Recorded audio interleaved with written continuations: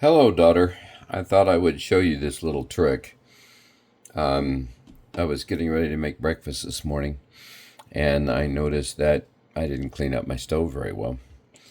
So, right here in this particular area, you can see that there is food that is stuck to the surface.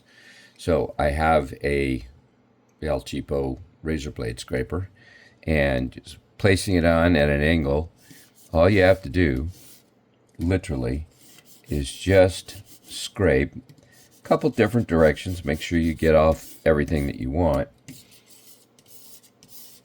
And if you do it at the right angle, and I'm gonna clean this blade off, which you do have to be careful of this.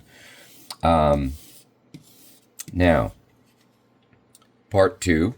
Now that I've done that, is first of all, I'll take my razor scraper, put it back inside so I don't hurt myself, because I could do that. Take my microfiber towel. Yes, there are no burners on. And then just clean up where that food was stuck. And I'll do the easy way so you can see I'll use a paper towel so you can see that mess is completely gone, and I didn't have to use any polish or anything else on it.